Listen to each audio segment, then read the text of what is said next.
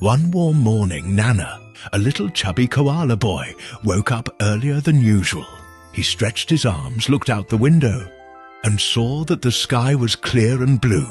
The sun was shining gently. Birds were chirping, and a soft breeze made the trees dance slowly. Nana smiled and said quietly, "This feels like a perfect day for something exciting." He walked over to his best friend, a yellow chubby kitten named Kitty. Kitty was a round golden cat boy who loved to sleep late and dream of fish. Nana gently poked him. "Wake up, Kitty," he whispered. "I have a big idea."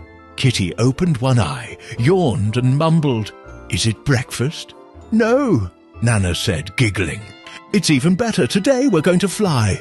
Kitty blinked a few times. "Fly? But we don't have wings, Nana." "We don't need wings," Nana replied. "We have balloons."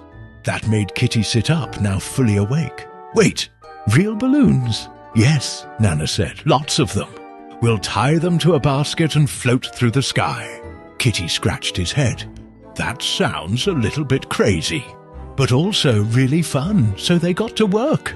They found an old laundry basket in the closet. Then they carried a dusty box full of balloons from the attic.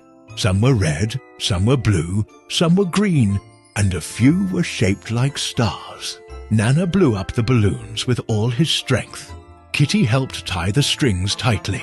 It took a long time, but soon the basket was surrounded by dozens of colorful balloons, all floating and ready to lift. Nana packed a small bag of banana-shaped cookies. Kitty grabbed his soft, stuffed mouse toy for comfort. Then they both climbed into the basket. "Are you ready?" Nana asked. Kitty nodded. "I think so.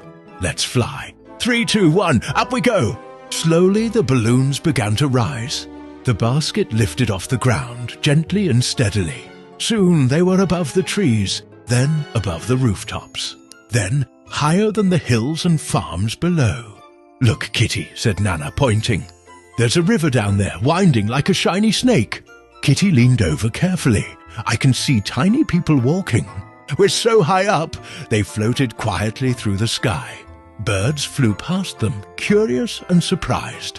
Clouds looked like soft pillows, floating slowly beside them. In the distance, a rainbow appeared, stretching across the sky. "Let's go toward the rainbow," said Nana.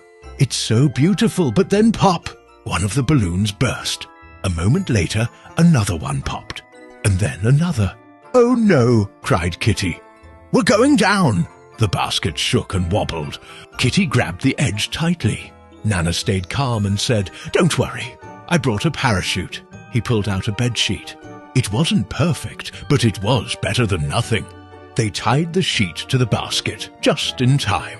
The last few balloons popped, and they began to fall gently, floating like a leaf. Down they came, through the clouds, until... puff! They landed on something soft and pink. Kitty looked around and said, "Where are we?" Nana smiled.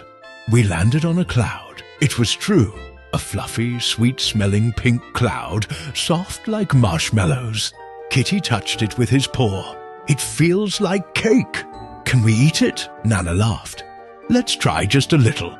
They both sat down, ate cookies, and watched the sky turn orange as the sun began to set. The rainbow faded slowly. Stars began to appear above them, one by one. Kitty leaned back and said, "That was scary, but also the best day ever." Nana nodded. "I think we did something amazing." "Do you think we can do it again tomorrow?" Kitty asked. "Of course," said Nana. "Tomorrow we fly to the moon." "But this time," Kitty said, smiling, "we'll need even more balloons." "And a bigger parachute," Nana added. They both laughed softly. Then, lying on the cloud, they looked up at the stars. The sky was quiet, the wind was gentle, and their hearts were full. It was the perfect ending to their first big adventure. But for Nana and Kitty, it was only the beginning.